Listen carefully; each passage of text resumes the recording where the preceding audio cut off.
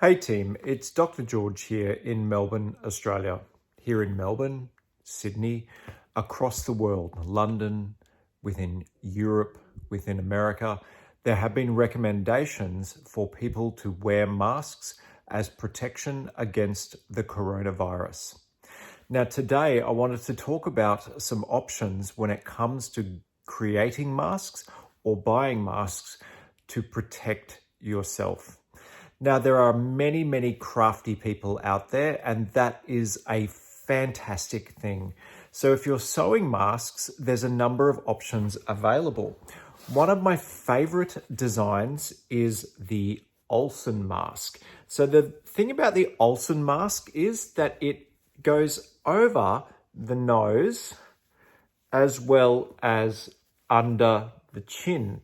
The Olsen mask is a very fitted mask.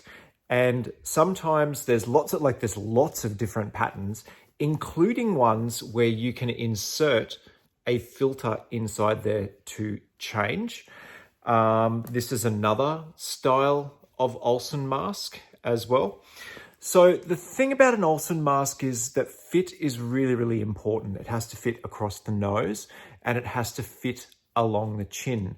For that reason, if you're looking for a really good sewn mask in that shape, I recommend Jessie's mask because it comes in a multitude of ready-to-go sizes, whether you have a wide face, a long face, a small face, a kid's face. They have a heap of patterns inside the pattern for you to choose. And I'll pop a link below for the Olsen mask in the Jessie style.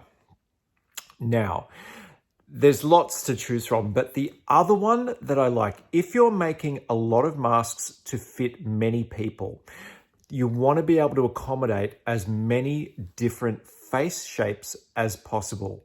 For that reason, one of the ones that I really like is called the Àplat Mask. It's a fantastic design because it has the nose coverage, it has the chin coverage, as well as a great side panel to protect you, and it fits many different size faces, and it's super easy to adjust if you're going to make it for a child. I'll put a link to the Àplat mask below as well. When you're making cloth masks, do remember to have at least 3 layers if you can. I use 2 layers of the really high density cotton that is also used for quilting. And I also put a layer of interfacing between those layers of cotton as well. The handmade masks do need to be washed every day. You can pop them into the washing machine or into a bleach solution. Follow the directions on the bleach, and they need to be thoroughly dried before you can wear them again. If you can pop them out into the sun, that's fantastic as well. Now look, I get it. There's a lot of people who aren't crafty. I understand. I am pretty crafty. I know how to use a sewing machine, but if you can't sew a machine and you don't have friends who do, and you've got a little bit of cash, sometimes it's worthwhile to consider buying some good quality masks. I don't recommend the masks that have the valves in them. And the reason for that is that the valve produces a jet of unfiltered air out of the mask. If you are infected with the coronavirus, it means that you are shooting the coronavirus out into the public. I found one particular mask that I really like, and that's the SoomLab mask. And the reason I like it is multifold, so please let me explain.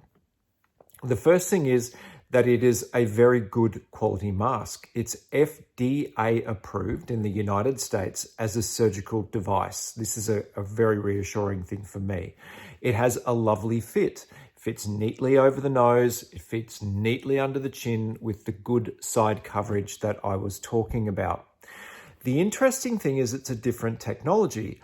A lot of the surgical masks are what are called melt blown, and they rely on static electricity. So what happens is the minute that they become moist or wet, they're not as effective.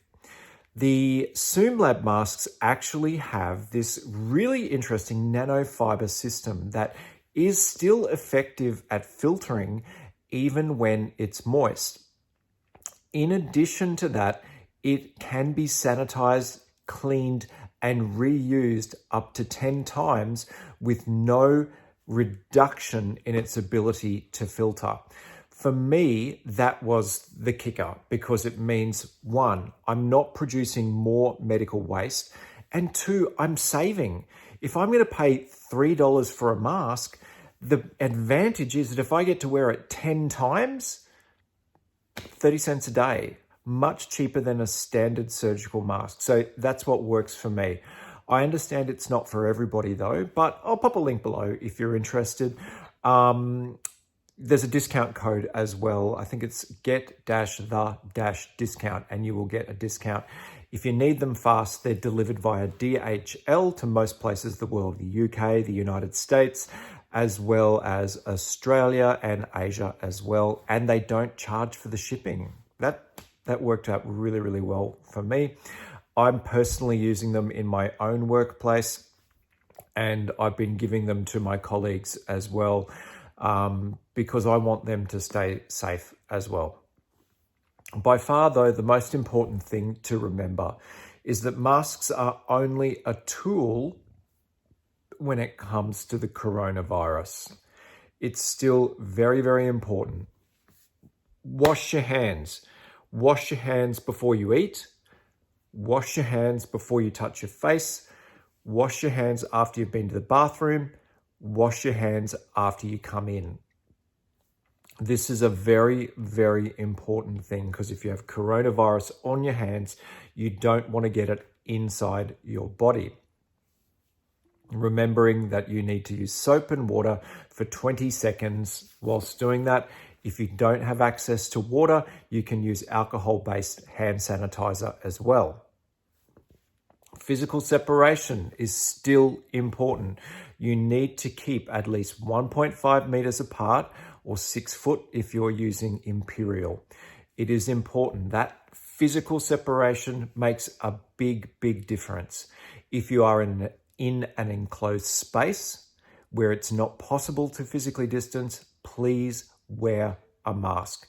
Whether it be a cloth mask, whether it be an Olsen mask, whether it be an Àplat mask, whether it be a Zoom mask, the most important thing is that you are wearing some form of protection to look after you and to look after the people around you, in particular your loved ones that you're sharing your homes with. I urge you, please stay safe in this time. It is a tough time, and my heart goes out to the people who are struggling. Here in Melbourne, we have just gone into a hard lockdown, and my heart is with all of my Melbourne folk, my Sydney folk who have had an increasing rate. But to my friends in America, you guys are doing it really, really tough, and I wish you the absolute best. So please look after yourself, stay safe. If you liked this video, please hit the like button and please share it with your friends. If it gives them some information on how they can find a good pattern for a safe mask, then that's all I really wanted to achieve. Stay safe. Look after yourself. See you, team.